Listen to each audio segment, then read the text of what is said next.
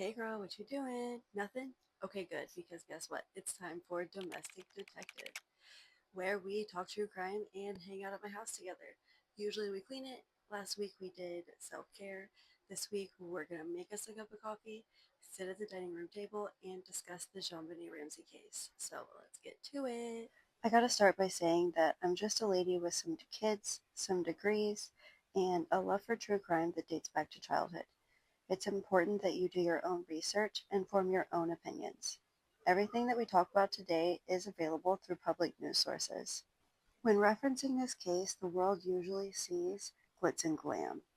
But I want to see JonBenét, a kindergarten student at High Peaks Elementary who loved her bike and spent Christmas 1996 with her family.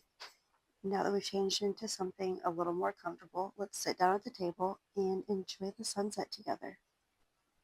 As a crime scene investigation graduate and a current forensic psychology master's student, I've spent my career looking at scenes like this. But behind the technical failures and the DNA mixtures is a little girl who deserved a sanctuary in her own home. In January 2026, the science has finally caught up with the tragedy. From a CSI lens, the crime scene at 755 15th Street was a disaster. John Ramsey was allowed to move her from the basement. As an investigator, that's heart-wrenching. It didn't just taint the evidence, it arguably destroyed the trace evidence, which are fibers, hair, and cells that could have identified an intruder instantly. In a breakthrough announcement this month, Boulder Police Chief confirmed a fresh inventory of all 25,000 pieces of evidence.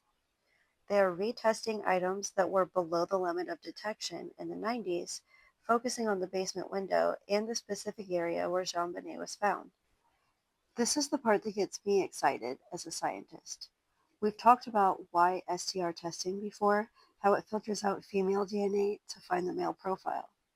But in 2026, the CBI is moving into RMYSTRs, or rapidly mutating YSTRs. Think of it like this. Standard DNA tells us the family name. RMYSTRs tell us the individual. These markers mutate so quickly from father to son that they allow us to distinguish between closely related males, whether they're brothers or cousins.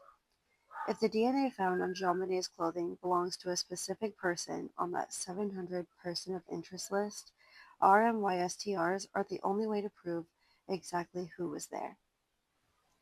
Now, let's look at the psychology. We see a lot of staging indicators here. The 376-word ransom note is what we call linguistic overkill. In my work in forensic psychology, we study how an offender tries to control the narrative. The note used movie quotes and demanded exactly $118,000, the amount of John Ramsey's bonus. Whether it was an intruder with a bizarre obsession or something closer to home, the psychology points to someone who wanted to perform a kidnapping rather than commit one. But more importantly, we have to look at the undoing. The fact that she was wrapped in a white blanket and left with her favorite nightgown.